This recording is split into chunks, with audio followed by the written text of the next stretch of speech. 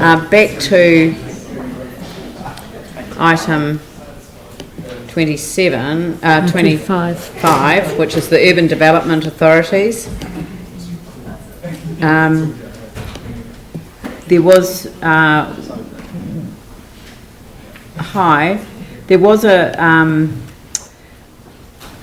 concern. If you just go to the front bit, so the conclusion.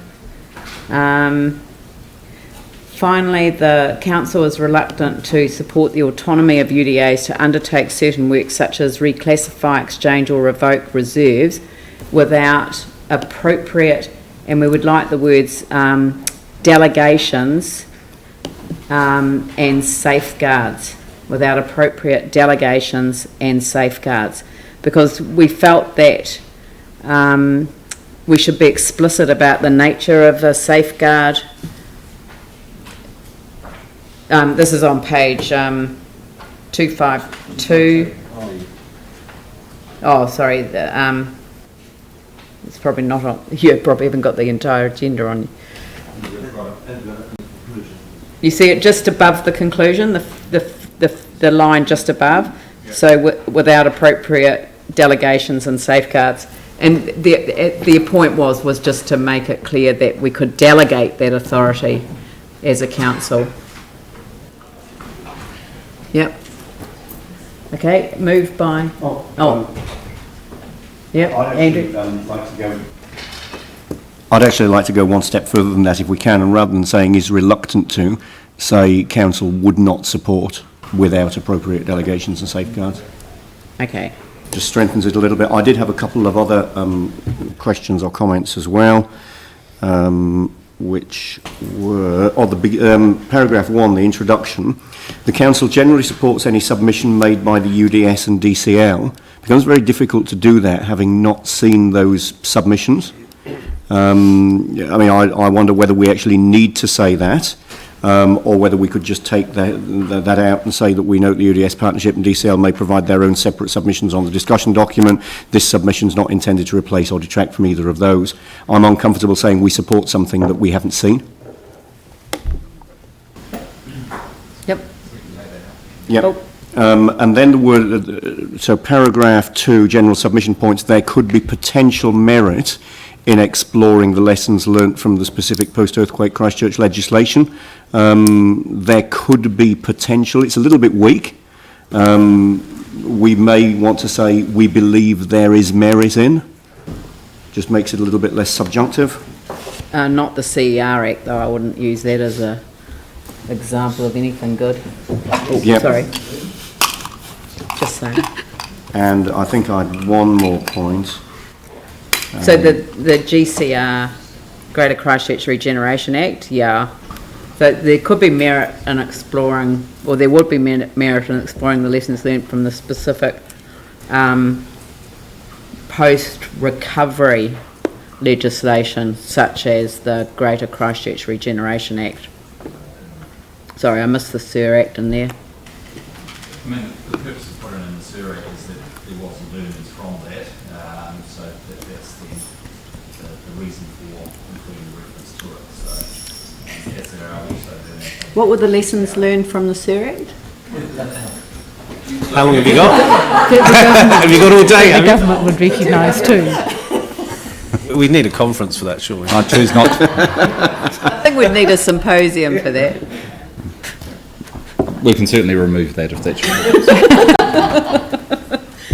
Pauline. This is just a clarification one, you might be able to help me out. But so the purpose of this is about using special enabling powers that are outside of normal legislative processes. Great.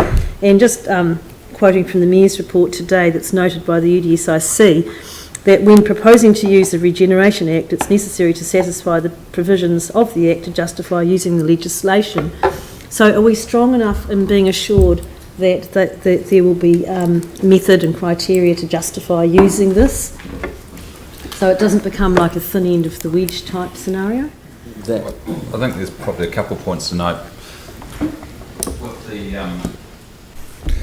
With the GCR Act, council may choose not to use any legislation that may come out of this discussion document over the next 3 or 4 years, while we've got something else in place. So that wouldn't be surprising.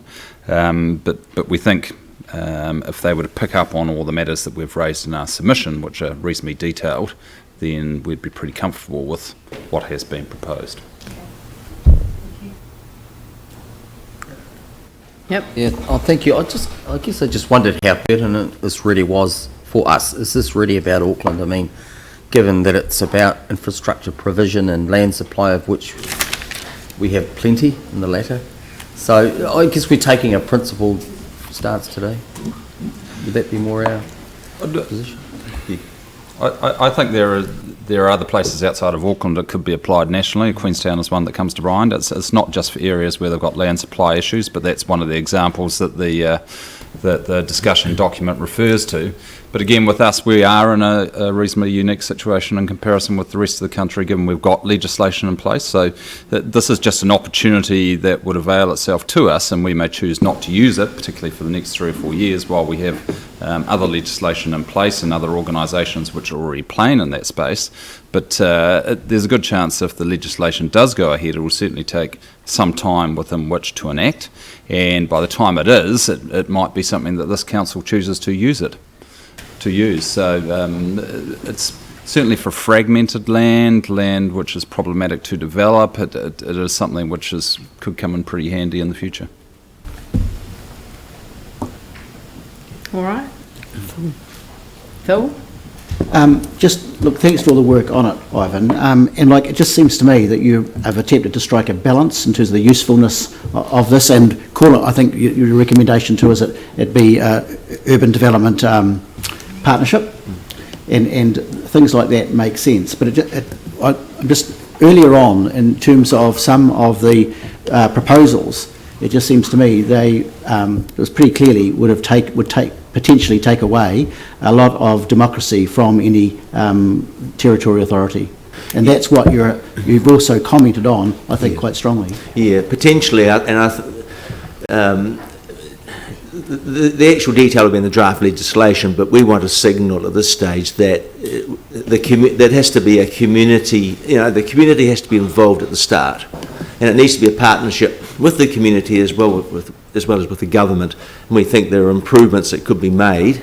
Well, in the legislation, there could be improvements that could be made to the proposals that would give a better assurance to that. And that's that's what the submission's trying to get across. And one example of that would be the council having the right to veto any... Oh, that's essential. Yes. Absolutely essential. Yeah. Thanks, Ivan. All right. Would someone like to move this? Nobody? Phil, seconded Sarah. I'll put that motion. All those in favour say aye. Those opposed say no. That's carried.